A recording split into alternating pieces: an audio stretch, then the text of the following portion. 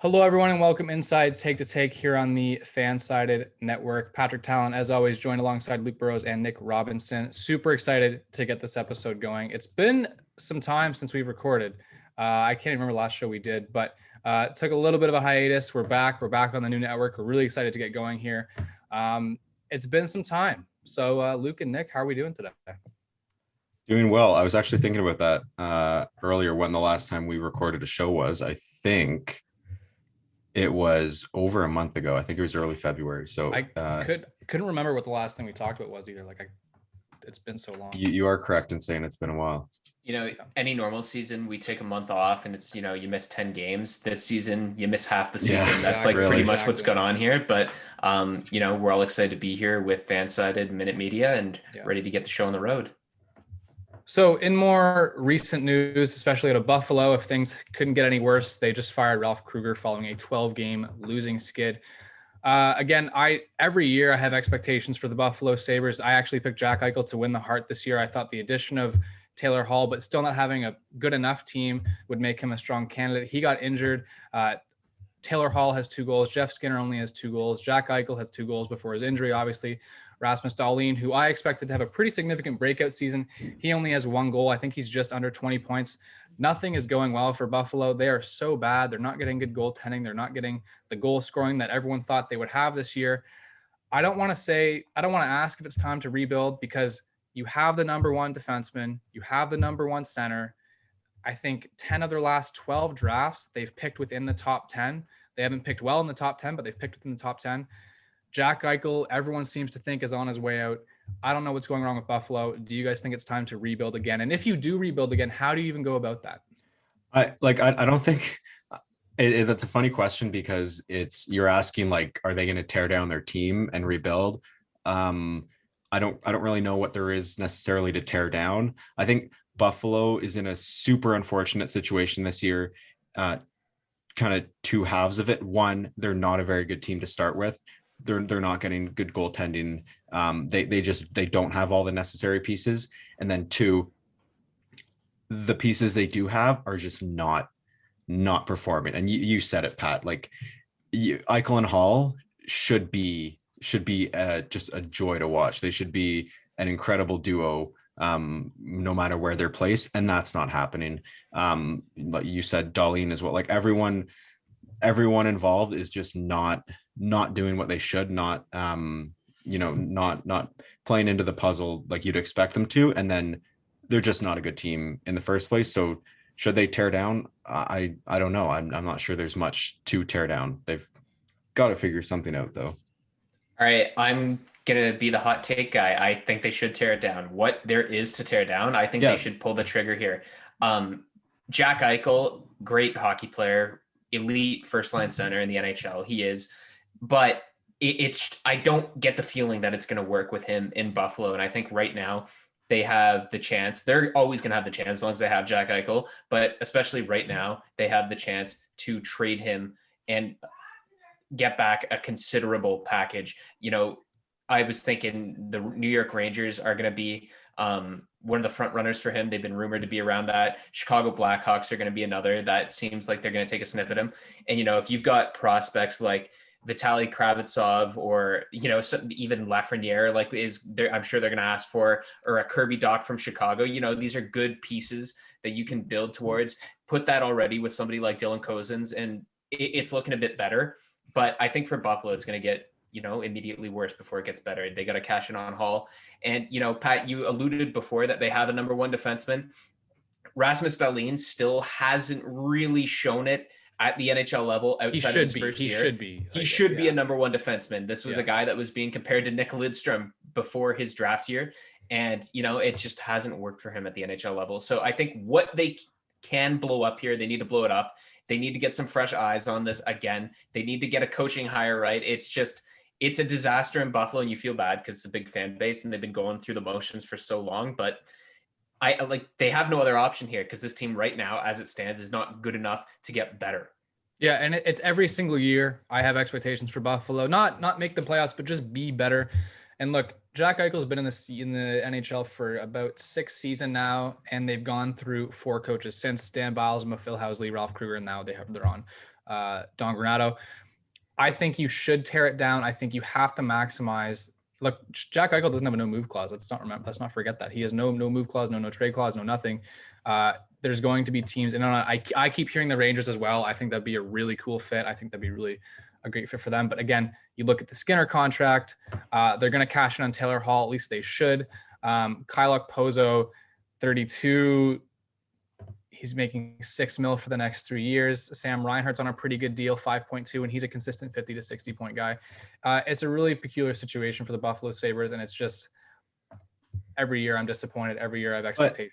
So I have issues with like talking about what you're going to do with Hall and Eichel, because in Hall's case, with the deal he's on, you'd ideally send him to someone, like do your best to get as much back for someone who's competing at this point. In a season like this, who's gonna show, again, this isn't a rhetorical question, but like show me a contender that can afford to take him on. And obviously who knows what the trade is, but forward cap wise, or afford like with the appropriate pieces to give up.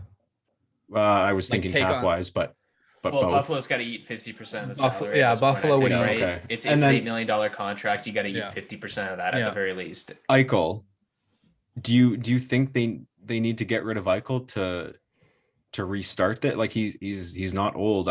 Unless you think there's like an inherent issue matching the Sabres and Jack Eichel, I don't think you need to get rid of Eichel. I think you need to base your whole rebuild on him. At this point, I think it's best for both of them to get out. It's not working for Jack Eichel, and it's not it would working. be good for so Eichel, it's like, but for them, you maximize his value. You get assets, you get picks, you get prospects, and you can't move the Skinner. I don't think there are many better players that you want to rebuild around right now than Jack Eichel. Right, but you got to look at a guy in Jack Eichel. He's coming up on 400 games played in the NHL, and he has not played a single one in the playoffs yet. And somebody as competitive and as skilled as that bugs him right into his core, right? So I just can't see him being convinced right now under what this ownership has done. This is his second full coaching regime under Jack Eichel, or I guess third. He was even coached by Bilesma at the beginning. They've tried a few times now to build this team around Eichel, and they just cannot get it together. So I think in the meantime, while you have to look for somebody who's going to build the Sabres from the ground up, you have to cut bait with Eichel, and you have to get as much back for him as you can. The other option is a sort of partial retool, partial reset, because it's impossible to move that Jeff Skinner contract as you hang on to Eichel, but you look at guys like Hall, Okposo, Reinhart, Eric Stahl is another guy who could move this year. You look at the back end and you try to sort of accelerate it by keeping those 2 key pieces in Eichel and Skinner and Dahlin. They're still young, and then kind of rebuild around that, but get rid of those other contracts that are somewhat liquid, like Stahl and Reinhart. But again, I don't know with Buffalo anymore. I think I've given up on expecting them to be good. So anyway, let's move on. And this is sort of a more controversial issue. This one's gaining a lot of attention, especially on social media, especially for us as sport media students. And this is the sort of Gord Miller and just the entire Barstool thing that's been going on. This blew out of proportion a lot more than it needed to. Every once in a while, Gord Miller, who's pretty active on Twitter, does these Ask Me Anything segments on Twitter, people asking about trades, his favorite players, what buildings he likes to play in. And someone asked if he'd go on Chicklets. He said, hey, I don't remember what his exact answer was, but it was he likes the Chicklets guys, nothing against them, but anything to do with Barstool is a no for him. I thought that was a fine answer. We've talked endlessly about a lot of the toxicity in sport media. We talked about Barstool. We've talked about, how controversial they are. But as Barstool, as the Stoolies do, whatever you want to call them, they overreacted. And Ryan Whitney posted a video saying, hey, Gord, we never even invited you on. He never said he was invited on. He said he likes those specific guys, but he just does not want to associate with Barstool. There's a history of racism and sexism and misogyny at that network, at that company. And he said, I don't want to be affiliated with that. Nothing against that. And then his daughter spoke out, and his daughter was attacked by people by Barstool. People were attacking Gord Miller, and then people were also attacking Barstool. Dave Portnoy, who has millions and millions of followers, the founder of Barstool, he was going on Twitter saying, let's have a discussion, stop calling us Nazis. No one called them Nazis. He just kind of jumped to the Nazi thing because I guess that's happened before. Anyway, Do you guys think that Gord Miller is in the right for what he did? I'm actually pretty impressed. It's pretty rare that a media member is that outspoken against stuff like that. Luke, what are your thoughts on this entire thing? Well, I think I think you kind of relayed that pretty well, and I think Gord Miller did too. He like like like you said, he didn't go in on everything Spit and Chicklets and the people involved with Spit and Chicklets represent. It was more of a kind of a broader general ethical thing. It's associated with Barstool. He clearly doesn't. I don't know. I want to be picky with my words here, but he clearly doesn't, I guess, respect what Barstool is or does, and he made the choice that, yeah, as much as Spit and Chicklets is, seems like itself is a reasonable platform. It's more of a matter of principle. So I get it. I totally get it, and I think that's a very reasonable take. I think it just I think it just got kind of disgusting after the fact. Everyone just all over each other about like Gord Miller, NBC versus Barstool, Spit and Chicklets. It's just, I don't know if it was unnecessary, but I just feel like this stuff happens all the time. And guys, I think the one thing we need to point out here too, in the points you made about Gord Miller there, Luke, and the way he went about it, he was pretty respectful about it. He was just asked a question about if or not he would go on that podcast, and he just, didn't call anybody out, didn't try to purposely stoke any flames, but just said it was a no-go for him. And then when he was asked about it later again, he just provided his reasoning just because of the history and present behavior of the company. And of course, as always, the higher ups at Barstool typically, and most notably Dave Portnoy, took pretty public issue with that. And, just as he's done with several other blue check marks, as he calls it, such as AOC, I think was the most famous one, trying to bring them into the Thunderdome or whatever, and sending, I don't know who Vindog is, but sending some retired plumber, I think I read he is, to do memes about Gord Miller. Like it's just so immature from Barstool. And again, it's just, I cannot believe that, Gord Miller is really the first one here. He's not the first, player or person involved in the NHL to speak out against Barstool, but it's just crazy that there aren't more like him, because I don't even find that funny. I don't know how people find the sort of the bullying culture that it promotes in that like funny at all. It's completely immature, for lack of a better word. I think that really nails it. You raise a good point, and I don't know if it's to this point yet, but I'm very surprised some of the personalities that go on Spit and Chicklets just because of the association. And I know like an association is an association, like that's all it is. But like there have been some pretty prominent media members. I'm not going to name names, but especially like recently there have been some fairly well-known media members going on that show. Players are a bit different. I would say like a bit different of a response just because of kind of where they stand in like the frame of pop culture. But I'm sometimes I am kind of surprised at how Spit and Chicklets is sort of viewed on the stage of the NHL and sort of the media that covers it. And this notion that it's, the Spit and Chiclet guys are different. Like, I think if anything that Ryan Whitney clip proved, like they're not different. They are part of the Barstool brand, and they really like doing that. They were very outspoken. The public issues again between Erica Nardini, the president of Barstool, and the NWHL, all three of those guys were 3 or 4, whatever it is, in Spit and Chicklets, were very outspoken on behalf of Barstool then. And, Whitney was yesterday against Gord Miller. So I don't at all buy the notion that they're different. And like you said, Luke, it is disappointing when you see, especially other media members, most notably from the couple of big networks out here in Ontario. Again, we don't have to name drop anybody, but even to the players, I find it disappointing when I see some players going on there. And I will say, and sorry, Pat, I'll let you get in here if you want, but I will say, Paul Bissonnette as an example, I think he's been doing work for Arizona this year. I think he's very, very good. I think he's extremely extremely likable, very personable. I really enjoy seeing him. I don't know why I would ever be watching an Arizona game right now, especially on the local network, but I enjoy seeing him in those kinds of roles. He kind of gives me like a Kevin Bieksa vibe, where he's very good at talking, and at the same time he has that player experience, right? So he can break down those plays that very few sportscasters can, I guess. So I really do like his style. So it's conflicting that it's again, there's that sort of association.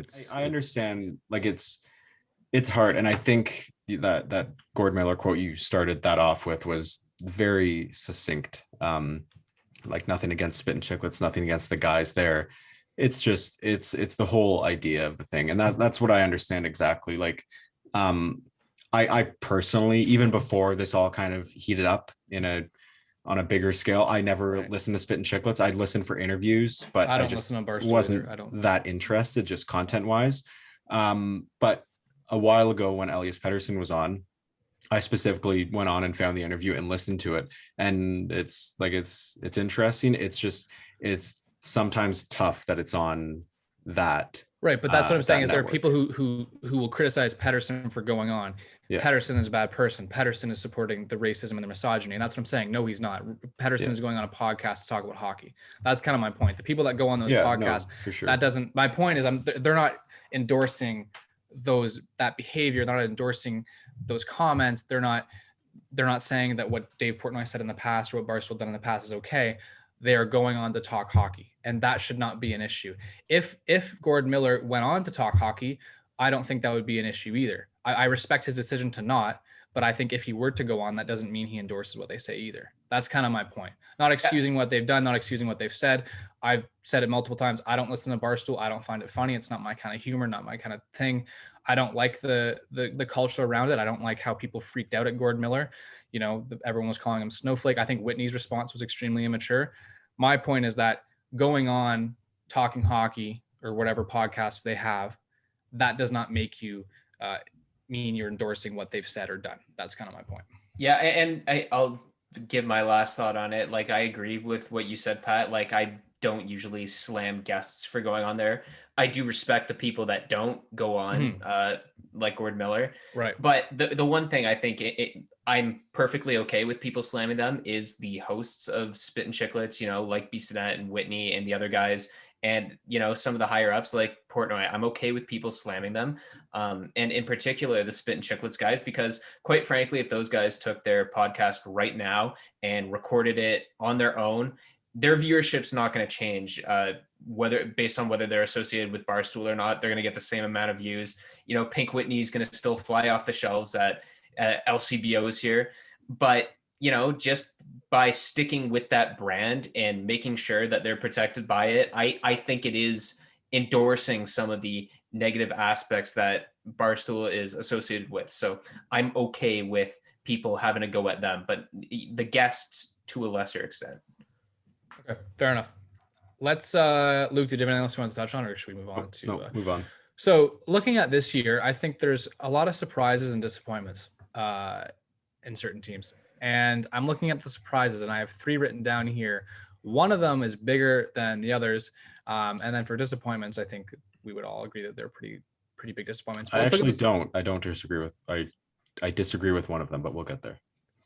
I think you disagree with Nashville, don't you? I disagree with Colorado. Okay. Anyway, Colorado's been a disappointment, but we'll get. I don't disappointment relative to what was expected. Okay. Let's look at the surprises. We have the Florida Panthers. No Evgeny Dadonov, no Mike Hoffman. Carter Verhaeghe is some unbelievable hockey player. Patrick Hornqvist has been an excellent addition. Florida's been a lot of fun. Fantasy team. Yep. Sergei Bobrovsky looks like he's playing up to, or at least close to, what he's getting paid. Minnesota Wild as well, and the Winnipeg Jets. I think Nick and I both had Winnipeg out of the playoffs this year. I think I had them finishing fifth. I think fifth or sixth. I had sixth. Yeah, they were sixth. We all had them 5 or 6 range. They're in the thick of it. They're pretty close to Toronto. They beat Montreal in overtime last night. They got the 2 points. Of these 3, which do you think has been the biggest surprise for you guys? I'll say Florida just because, they lost Dadnov in the offseason. And who else did you say they lost that I'm forgetting all of a sudden? Another Hoffman. winger, Hoffman. That's right. How could I forget Mike Hoffman? But, I think Florida especially is just a case of Joel Quenneville really starting to mold the Florida Panthers. They look like the Chicago Blackhawks did, 5 to 7 years ago. They look really dangerous. Barkov's having an outstanding season.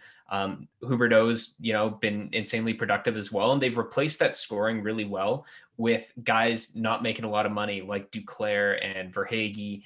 And Aaron Ekblad, in my opinion, has vaulted himself into the Norris Trophy conversation because he's been outstanding. And for me, Joel Quenneville has got his fingerprints all over Aaron Ekblad, what he's been able to do this season. So I'll say Florida just because I expected more of the same, if not less from them this year. And all of a sudden they vaulted themselves up to being one of the best teams in the league. And that's really surprised me, but definitely honorable mentions to Minnesota because, look how easy one player has transformed them. I think, and like my initial answer would also be Florida. I think like last year at the trade deadline, that was when I think it was the Trocheck deal.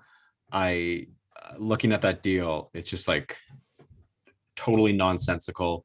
I just thought it was kind of giving up from there on out. And I guess I'm not very smart because that was kind of the total opposite of what happened. But Bobrovsky, I will say, Pat, you mentioned Bobrovsky playing up to how much he's being close. I don't think he'll ever be what is it? That's why I 10? said close. It's 10. It's 10. It's the same. It's Close. Okay. 0.5 less than price. I think, unless you're playing like Andre Vasilevsky, It's the best he's played with that big contract. Demko, but it's the best he's played with the contract. When he's at the well, top it's of his only game. 2 years in, right? Yeah. Anyways. Yes. Yeah. I think like everything they did in the offseason, it kind of subtly pointed to, okay, this team is going to start going downhill. That clearly isn't the case. I will say, don't you guys think the Central Division isn't very strong this year? Because I'm looking at it here, like I think there's a bit of a skewed perspective because obviously someone has to be winning these games. Tampa, I leave Tampa out of the conversation. Well, no, I think it's impressive that Florida's kept up with Tampa. Yeah, no, it is impressive. It is. I think Carolina, quite frankly, you can make the argument is better than both of them. Or they're all right there. They're better. I think they're better than Florida, Carolina, and I think they're pretty close to the Tampa Bay Lightning right now. So I will say the bottom 5 teams, okay, except for Dallas, Chicago, Columbus, Nashville, Detroit are all not very good. But Chicago's a team I had in this surprise bubble because they've been getting some of the best goaltending in the league. Kevin Lankinen's got to be in the Calder conversation right now. Patrick Kane has got to be in the Hart Trophy conversation right now. I think you have to consider someone has to be winning these games when you're playing only within your division. And I think there might be some padding there. I don't want to take anything away from Florida. So someone has to win the hockey game. Stunning analysis from you can't tie in the NHL. I don't know if you guys knew that, but someone's got to be winning games. I think it's impressive that it's also close. I think the fact that Tampa's 28-6, the top 3, and also the fact that Chicago's kept up. I don't know how many people would have had Chicago ahead of Columbus. A lot of people Chicago thought keeping up. Yeah, they with those three good. Not with those good. They're not keeping. I see what you're saying. Okay. They're not keeping up with those 3, but they're right there. They're 14 and 11, and the closest is Columbus, who are 11 and 12.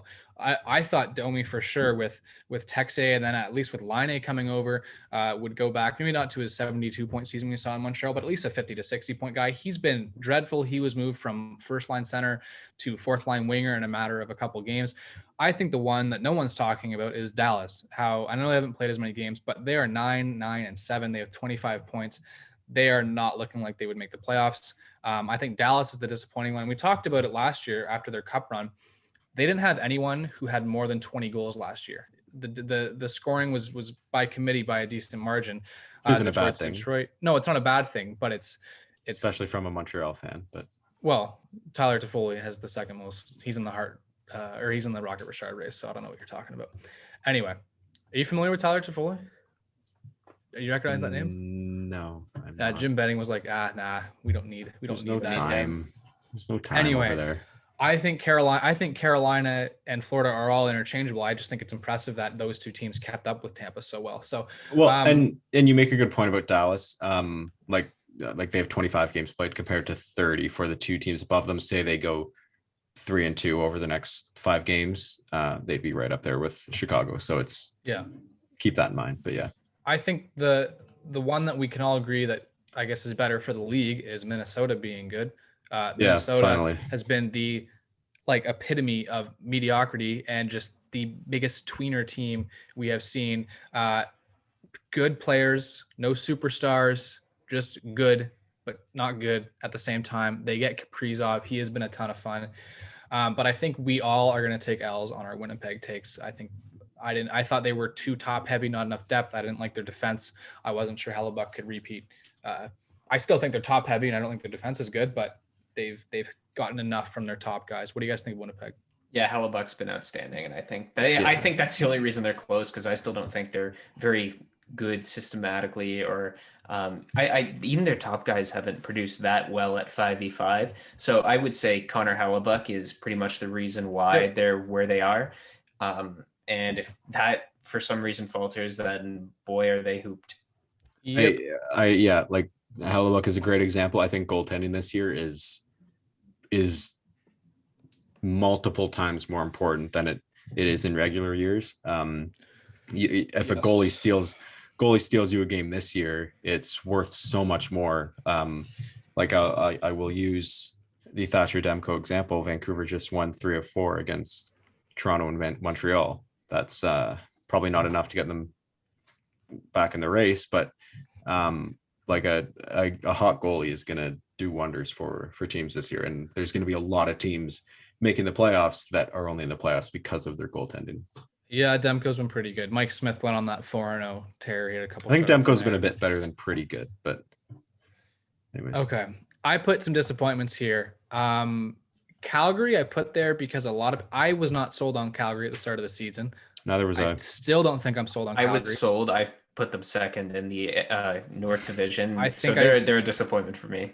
I think I put them third. I might have put them fourth. I think I put them fifth, I think. You know who I was right about though, and I'm Luke might call them a disappointment. The Canucks. I think I hit that one on the head. Yeah, Luke got very upset with me when I said they duke it out with the Senators at the bottom, and I had Vancouver third, and I stand by it. So we'll see. I remember our second or third episode. I'm looking at my note now. Luke was saying, and Vancouver's not a good team apparently, and now they're just not a good team. And I think we're seeing that. I think Nick was right. But Calgary's the one that I really wasn't sold on. I liked the Markstrom addition. I wasn't huge on the Tanev contract, latter half of his shutdown defenseman career. Again, they fired a coach. I hate Daryl Sutter hockey. Watching the Flames has got to be the most frustrating thing you will do. It's effective as best as it can. Well, except for last night, but it's fair. It's fairly effective. Calgary's the one that I think's been big.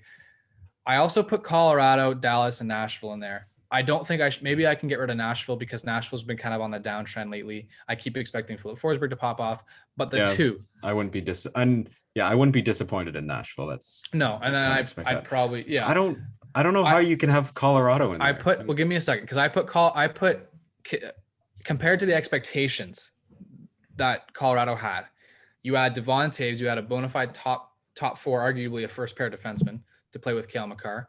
You move on from Nikita Zadorov. You add a top 6 winger who guarantees 20 to 25 goals over an 82 game season in Brandon Saad. McKinnon's young. They are the best cap managed team. They only got better. They still have a young guy in Bowen Byron coming up. People thought that this team would be a powerhouse, and they haven't been that. And they had a rough start to the season. I think they are not a disappointing team. They are a good team, just compared to the expectations. I don't know how many people had them third in the West behind Minnesota. I think those expectations are a bit unfair. Even though I will say I was also part of that. Well, what do you expect them to just run out like? I thought they were going to run away with 5 points above Vegas right now. Everyone thought that they were going to beat up on the division. I don't think that's super realistic. The expectations going into it were that they were going to be probably the best of it team in the division. I think looking at the standings right now, Vegas is a really, really good team. If you told me going into the season, Vegas is going to be first in the West, Colorado's going to be second, I'd be like, Okay, sure. Would I you think have? I Yeah. think the fact Minnesota came out of nowhere is making Colorado look bad. Yeah, it's maybe Um, more of a Minnesota mhm. surprise than a Colorado Yeah, disappointment. I that's can kind of see what that. I. I can see that argument. But I don't know. I wouldn't have expected that they'd be 17-8, 17-8, and yeah, I thought they'd have more a little bit sweet, I'm gonna look put up their together a couple schedule more real quick. wins. But anyway, I put that in there just because they added the top defenseman, they added the top six winger with Kadri and McKinnon and Landeskog and Byram and McCarr and Grubauer and Francouz, who were all playing exceptionally well. And they've figured it out the past couple games. Kadri had like a 5-point night the other night, but I think it was a slow build up, and it took them a while to get going at least. But overall, as a disappointment, no. But compared to the expectations, I would say so. This doesn't pertain to Montreal or Vancouver, but the Calder. I'm gonna let Nick take this one, but there's two guys I have here. I put Kaprizov, Tim Stützle, Josh Norris, and Capo Kakinen. I think it's going to go to Kaprizov just because of all the hype around him, the fact that it's Minnesota. I also think you can make the case for Stützle. I throw Lankinen into this conversation in Yep. Chicago. I think that rounds it off as your top 5 contenders right now. I think Lankinen's his stock is falling off in that race a bit, but the forwards there are certainly an interesting bunch, and we can sit here and bicker about what the rules of the calendar are right now, but I think based on what they are right now, and I'm certainly not going to argue that Kirill Kaprizov should not be awarded the Calder Trophy at this point just because he's been that good. And it's not his fault that the rules are the way they are. But, kudos to Tim Stützle. He's come over and he's produced pretty well. Some of his underlyings were really, really sluggish, to say the least, to start, but he's certainly picked up the slack and has looked really good alongside Drake Batherson for the Senators. And I think Josh Norris has been my most surprising player this year just because I sort of expected him to be sort of a feel good. Hey, he made the team, play 10 games, and then go back to AHL Belleville and play out the season there. But it's been the complete opposite, and he's stuck around. He's been, at times the Senators' first line center for a lot of this year. He's handled tough matchups, got good underlyings all through, and 17 points. So I think deservedly he's in that race. And of course, like you said, Pat, shout out to Capo Kakinen as well, because man, he's come out of nowhere, and that's one of the reasons why the Wild are doing so well. And Luke, you picked Stützle, I think, right? At the beginning of the year? I believe pretty sure you so. Did. He was my... yes, Luke and I picked Stützle, and Pat picked Kaprizov. So I think we saw it with Panarin, and now we're seeing it again with Kaprizov. I forget which one you just said it, but yeah, it's not his fault. The rules are the way they are. And with the rules the way they are, he's probably going to win the Calder. I would think he should. That being said, for the sake of the game, I don't think he should be considered. And I've never really had too much of a concern with this because you don't see it very often, right? Like we saw it with Panarin years ago, but now we're seeing it again, and maybe they'll kind of think about it after they award this. I think he's 5 years older than the current, than Stützle, for example. So you have to think there's something up there. I don't know if there should be an age limit. I don't know if you should consider the KHL. If you play a year in the KHL, that's your rookie year, because the KHL can be argued kind of on the same tier as the NHL. So that's it. Because I think Kaprizov, he play 3 seasons in the KHL before, two or three. So yeah, I think maybe there might be a discussion to come of this, but yeah, strictly speaking, with the rules the way they are, Kaprizov should be the one. I think you got to take professional games into account for this and create some sort of a cutoff, because Drake Batherson, another young player for the Senators, is only 22 years old, but he's not considered a rookie and is therefore not in the Calder conversation this year, despite the fact that he has, in 33 games here, let me just pull it up, he's got 11 goals, 10 assists, one of the top scorers on the Senators. But because he played 43 NHL games in 2 prior years combined, he's not considered a rookie. But Kaprizov, who was the top goal scorer in the KHL the past couple of years, and has played 5 full seasons of KHL hockey is able to waltz in and win the Calder. Mhm. So I think this year is definitely going to be the one that changes that rule. I know Panarin probably should have, but I was actually okay with them giving it to Panarin that year because McDavid only played in 50 NHL games himself, despite the fact that he was really good. But, I think this is definitely going to be the year and the situation that turns the tide on this trophy.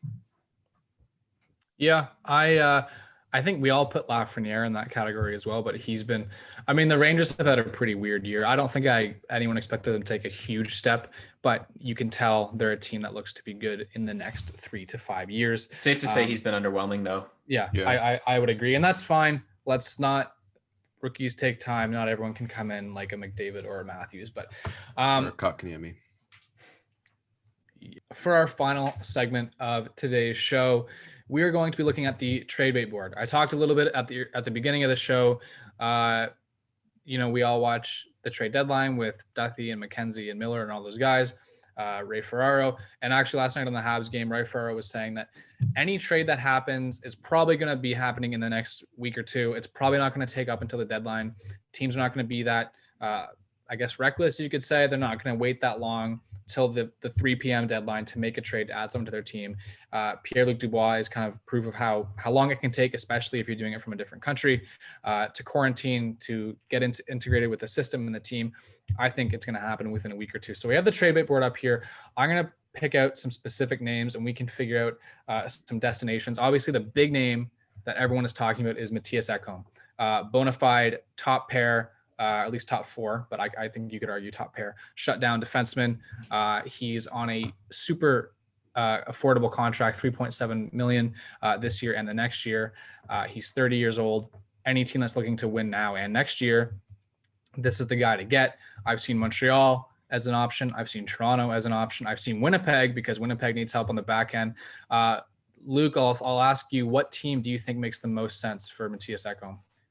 Well, I want to, and maybe it's just because this is all I've kind of heard about the situation. I want to say Toronto, because Toronto does need help on defense, as good as TJ Brody has been this year, which I think from what I can tell, he hasn't exceeded expectations. He hasn't fallen below. I think he's just kind of been exactly what they expect, which is fine. Yeah. I've seen tons of, proposals for him to come to the Leafs, and it makes sense because they need help on defense. But I can't see that happening with the other things Toronto needs to figure out. But I that being said, I wouldn't be surprised if it happens regardless. I'm just gonna say it. I want the Boston Bruins to swing big and bring in Philip Forsberg and Matthias Ekholm. I don't know how they make that work with the cap. You're going to have to throw money back the other way, Jake DeBrusk, something else. But I want to see the Boston Bruins take one last big swing of the bat and go for Ekholm and Forsberg. I think it's a good fit for both players. Yeah, I want to see it happen. I think Ekholm makes a lot of sense for Winnipeg. I don't know necessarily if Winnipeg will do this. I don't think that's a likely destination, but I think in terms of a team that needs help, they need help on the back end. You add Matthias Ekholm to the guys like Neil Pionk, Josh Morrissey, someone like Logan Stanley, even though I don't think he's very good. You add someone who is a shutdown guy. He's big. He's tough to play against. I know those cliches that Nick hates, but it's true. Matthias Ekholm is a shutdown defenseman. He's very good. He's an affordable cap hit. They have assets to move. I think that's a team that makes sense. I've also seen Montreal because God knows that left side sucks. And I've been talking about it forever. It was bad when Ben Sherratt was healthy. It was bad with Ben Sherratt. It's bad with Joel Edmondson. It's not good with Shea Weber. If there is a team that needs a top 4 defenseman, it's Montreal. They've needed it forever. The thing is, Montreal's not up there with Toronto and Winnipeg right now. If they can get back up there and not lose every single overtime and be in the top at least 2 to 3, not first, but 2 to 3, then I think Ekholm makes a lot of sense. But Montreal is sort of a messy team to look at. Anyway, Rickard Rakell, and I'm going to tie this one to Toronto because everyone's talking about Rickard Rakell to Toronto on TSN 690 or 590 The Fan, or Sportsnet 590 The Fan. Sorry, there was a proposal, and it said for Rickard Rakell, Nick Robertson, Rodion Amirov, a 3rd-round pick, and Pierre Engvall for Rickard Rakell. That's way too much for Rickard Rakell. I'd love if Toronto did that, but that's way too much. And I think 2 days ago, Kyle Dubas had his press conference, asked if he was willing to trade a top prospect to help them win now. He said yes, but from what I've heard, Rasmus Sandin is not one to talk about. Do you guys see a move for Rickard Rakell to Toronto? If not Toronto, where could you guys see him going? I see it to Toronto, but I think it is going to cost a lot. And I think Anaheim's going to demand a lot just because Rickard Rakell is on a really reasonable cap hit with term and he's a good player. So, the specific suggestion you mentioned there is quite a bit, but I think that's what it's going to cost to bring in a player like Rickard Rakell. I'm not really sure where else I could see him going. I think a team like Minnesota right now, if they really want to keep like loading up on players like that, and they've got a few prospects that they can work around with, and I think they could probably do something. I like the fit there, but I think the most likely one for Rakell would be Toronto. But again, they're going to have to make that work cap wise. Yeah, and I think looking at that team long term, if you're, and like Dubas said it, that he's willing to give up a top prospect. If you are going to give up a top prospect, I think that's the kind of player that it makes sense to do it for. Like you said, Nick, there's a bit of term there, which is nice, and the cap hit works, especially for a team like Toronto. So I think that would be pretty likely. He's I don't know, is he having a much better year this year than, because he's definitely Rakell's having a good year. He's a been on good a year. But so this is out of character for him per se. Well, he's had success in the playoffs too. That's the thing. Whenever Anaheim's been in the playoffs, he's always been a pretty successful guy. They need that top 9 forward. They've dealt with injuries this year. I think Rakell to Toronto makes sense. Not at that price though. I don't think Toronto should be giving up Robertson and Amirov. Oh, definitely not that. But like the longer I think of it, I just like in big picture, I think Toronto needs to stop going for these short term middle of the pack solutions, forwards to or anyone really to his fix full their name problem. Is Rickard Lars Gunnar Roland Rakell. That should be on his jersey then. That should be on his jersey. Yeah. All right, let's probably got time for a couple more. Yeah, so there was one, this is the big one, Taylor Hall. Again, like Toronto is going to be mentioned around that just because they want to add a forward. I don't think they can make that work cap wise. I think they should. And again, it's going to be so hard to move him because of the cap hit involved there. I'm not sure how they make it work cap wise or what their internal budget is, but Carolina is one I would like to see just take a swing for the fences here. And I think Hall would be a great fit there with the Speedy Hurricanes. So I'll say Carolina. I don't think you'd have to.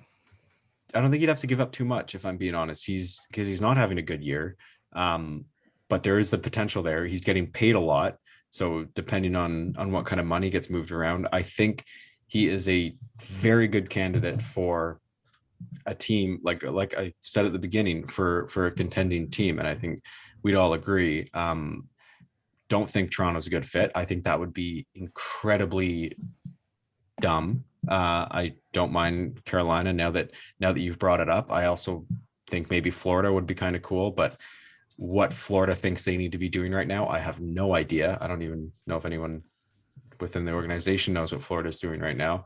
I think that would be kind of cool though, because a Florida push this year, no one would have seen that coming. But yeah, I think it's going to be any kind of contending team that thinks they need that extra jump, and I think the price is not going to be very steep. I had an idea for Taylor Hall, and this might be a little out there, but I think the New York Islanders would be a good fit for Taylor Hall. Yeah, I like that. That. Anders Lee is out for the rest of the season, or at least a good chunk of the season. They have some assets that are movable. Add him with Barzal, kind of round out that top 6. Their top 6 is surprisingly it's better than I thought. Brock Nelson is a guy. I think he has like 12 goals in the season so far. I think that'd be a good fit. You wouldn't have to go across the border again.